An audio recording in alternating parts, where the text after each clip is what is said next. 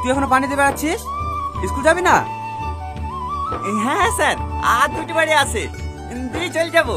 আর 1 মাস বাদ দিয়ে ফাইনাল পরীক্ষা, এখনো তো কাজ করলে চলবে? মন দিয়ে পড়াশোনা কর। এবার শুধু আমাদের স্কুলে ফার্স্ট হলে হবে না, পুরো ডিস্ট্রিক্টে ফার্স্ট হয়ে দেখাতে হবে।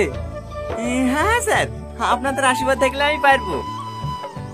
সে বিশ্বাস আমার আছে, তুই তো আমাদের স্কুলে গর্ব। তাড়াতাড়ি আয়, বেশি লেট করিস নি। ঠিক আছে স্যার। ম্যাম, বারান্দায় পানি থাকলো। ঠিক আছে, রেখে দে, আমি পরে তুলে নেব।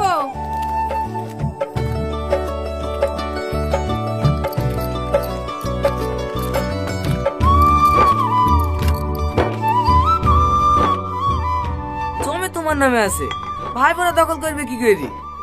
2-50 টাকা সেলফি লিখে মিষ্টি খাওয়ার লেগে দিদিও ওরাই কি জায়গা দখল করে দেবে? ভাই, স্কুলে গেলাম। একটু দাঁড়া, আমি শাহিনকে ফোন করছি, গাড়ি করে থসবে। না না ভাই, কাউকে পাঠাতে হবে না, আমি সাইকেল নিয়ে চলে যাব। ঠিক আছে, যা, সাবধানে যাস। সাহেব, পানি ডাম কোথায় রাখবো? ভিতরে রাখ। কি গো, 10:30 বেজে গেছে, এখনো পানি বই বেড়াইছে যে? স্কুল যাব না? হ্যাঁ হ্যাঁ যাবো, ডামগুলো বাড়িতে পৌঁছে দিয়ে এই, ভিতরে রাখ। ঠিক আছে সাহেব।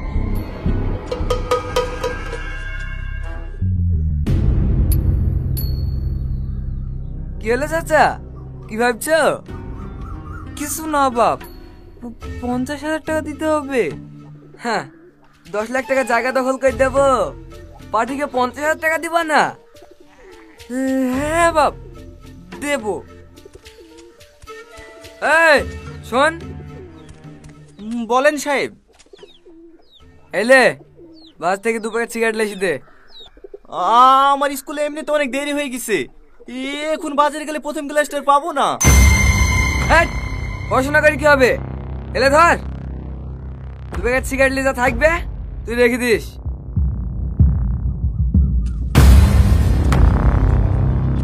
ঠিক আছে চাচা, বিকালে টাকাটা দিয়ে যাও, কালকে সেলিব্রিটিকে পাঠিয়ে দেবো।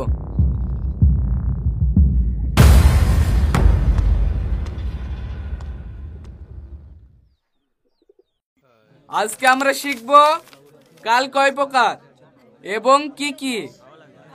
তোমরা সবাই নোট করে নাও। কাল সাধারণত 3 প্রকার। স্যার আসবো? কটা বাজে এখন? স্কুলটা মামার বাড়ি পেয়েছিস নাকি? যখন ইচ্ছা আসবি তখন